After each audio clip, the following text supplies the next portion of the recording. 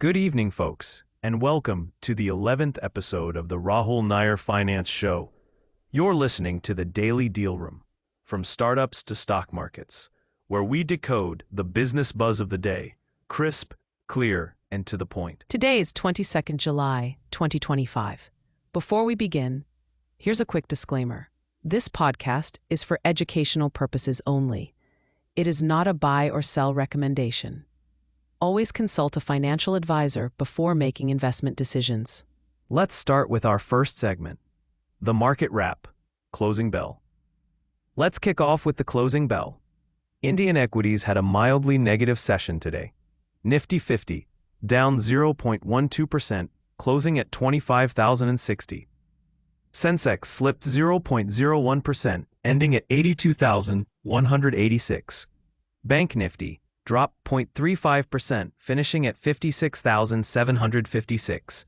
Nifty Midcap declined 0.61%, closing at 59,103. Nifty Smallcap down 0.34%, wrapping at 18,893.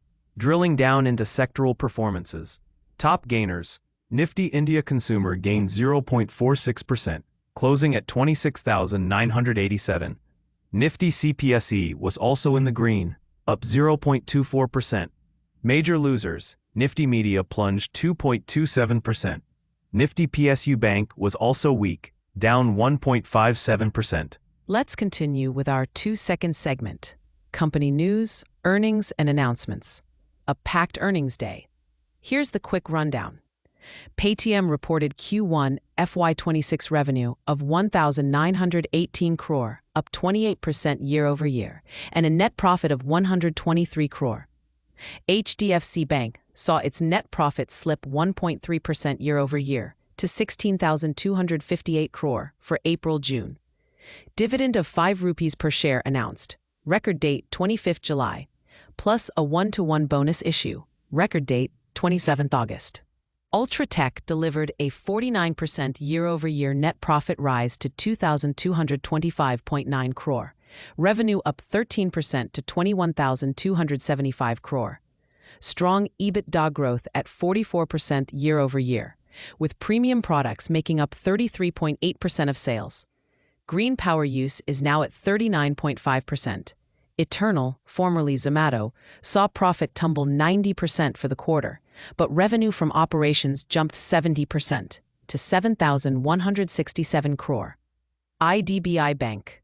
Net profit grew 17% year-over-year to 2,007 crore. Operating profit climbed 13% year-over-year to 2,354 crore. NII fell 2% to 3,166 crore. But asset quality. Reliance Retail launched Ajio Rush, a 4-hour fashion quick commerce service across 6 major cities, offering over 130,000 styles.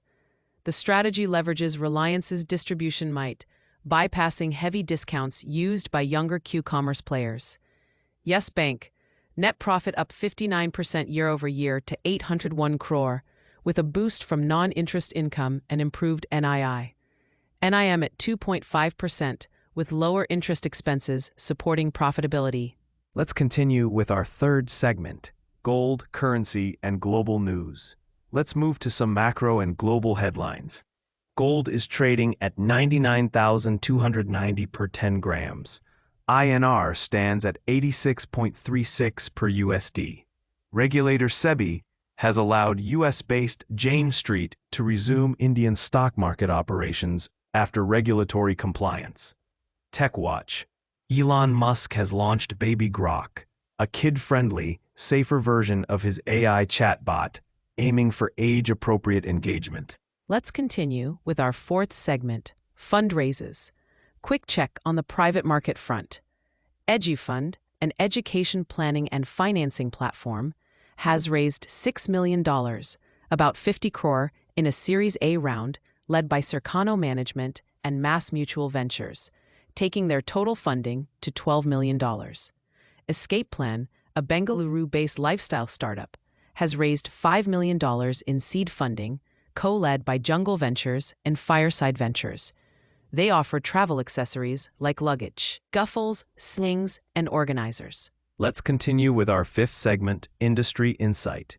Industry-wise, India's infrastructure output improved 1.7% in June versus 1.2% in May.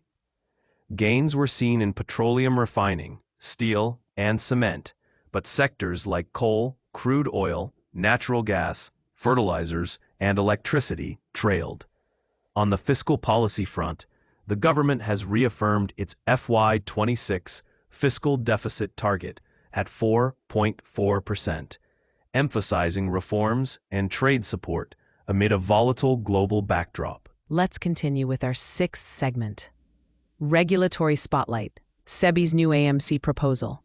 SEBI is considering a game-changing proposal, allowing asset management companies, AMCs, which run mutual funds, to also manage family office funds and select offshore funds, typically those with under 20 investors or a single investor holding over 25%.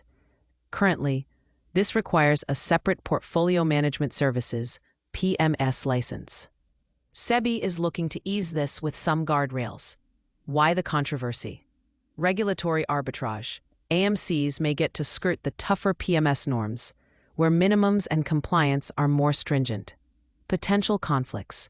Overlaps could lead to less transparency, conflicts of interest, and confusion for clients. Opportunities. AMCs unlock new revenue by managing private wealth.